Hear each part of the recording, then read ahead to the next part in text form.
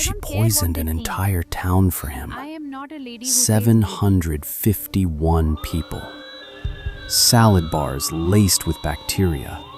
A secret lab. A plan to steal an election.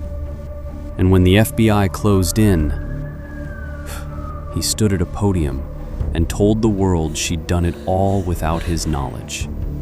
She went to prison. He got deported. He died a free man. But there's one thing that doesn't add up. His own followers told the FBI he knew everything. So who was really running the perfect crime?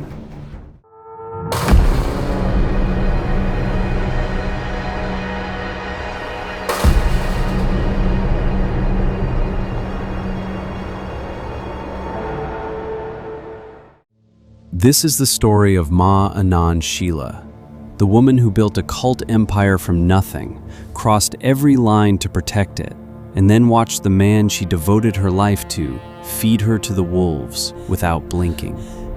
And the worst part? He almost got away with it completely. Her name was Sheela Patel. She grew up in India, and when she first met the guru Bhagwan Sri Rajneeshee, something broke open inside her. She said later that in the moment she saw him, her life felt complete. That's how it always starts with these stories. Rajneeshee wasn't a typical spiritual leader. He preached Eastern mysticism mixed with Western materialism. Freedom, love, pleasure, meditation. No guilt, no rules. For thousands of people who felt like the world had failed them, he was exactly what they were looking for. Sheela became his personal secretary, his public voice, his enforcer. She was sharp, fearless, and completely devoted. She didn't just believe in him, she became him. I am not a lady who says maybe. I say yes or no. And I said yes to Bhagwan completely. In 1981, it was Sheela who pulled off the commune's most ambitious move, buying 64,000 acres of remote high desert in Wasco County, Oregon. They called it Rajneeshpuram. Followers poured in by the thousands. They built farms, an airport, a mall, their own police force. And at the center of it all, the guru, gliding through his city in one of his 93 Rolls Royces. Sheela ran everything. Her word was law. She was the queen of that desert kingdom. And her one job was to protect her king, no matter the cost. But the neighbors weren't happy. And that's where this story stops being about a cult and starts being about a weapon. The locals in Wasco County were terrified. Thousands of red-robed strangers had moved in overnight. Legal battles over land permits were constant. The county was trying to shut Rajneeshpuram down.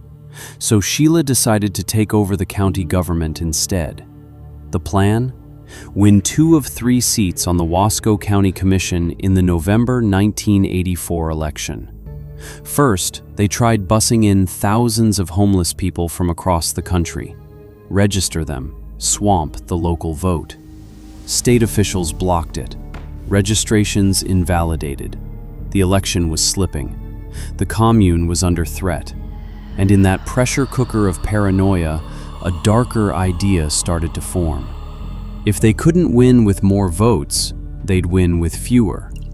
They would make the people of the Dalles too sick to get to the polls. Think about what that actually means. Not a protest, not a lawsuit. They were going to weaponize lunch. I don't care what they think.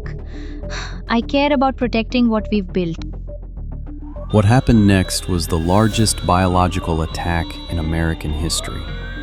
It worked. The FBI didn't even suspect it for over a year, and then Sheela became the most convenient person in the world to blame. If this is already messing with you, subscribe, because we're not even at the betrayal yet. In September 1984, teams from Sheela's inner circle walked into 10 restaurants in the Dalles, normal clothes, hidden bags. Inside those bags, vials of a light brown liquid, Salmonella typhimurium, grown in a secret lab on the ranch. They moved through the salad bars, drizzled it into blue cheese dressing, sprinkled it over lettuce, poured it into coffee creamers. Then they walked out and waited. The first cases hit on September 9th, then dozens, then hundreds. Hospitals were overwhelmed.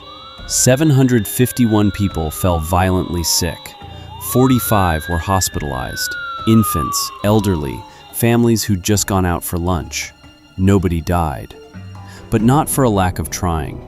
Health officials, even the CDC, investigated it as a food safety breakdown. The idea of a deliberate attack seemed impossible. This was small-town Oregon, not a spy thriller. That assumption bought the attackers more than a year of cover, and the plot failed anyway. The poisoning scared and enraged the local residents. They turned out to vote in record numbers. The Rajneeshee candidates were crushed. 751 people suffered. The election was lost, and nobody even knew it was an attack yet. A year later, in September 1985, Rajneeshpuram started to implode. Sheela and her inner circle fled to Europe. Then the guru, silent for years, called a press conference. He didn't defend her. He destroyed her. He accused Sheela and her fascist gang of arson, wiretapping, attempted murder, and the Salmonella poisoning. He said she was a power-hungry criminal who had acted without his knowledge. He said she had betrayed him, the woman who had built his empire, who had fought every battle for him, who had given him a decade of absolute loyalty. He fed her to the wolves without blinking. Sheela was arrested in West Germany, extradited, and pleaded guilty to assault, attempted murder, and more. She served 39 months. And for most people, the story ended there. The guru was the innocent victim. Sheela was the evil mastermind. Perfect crime, perfect villain.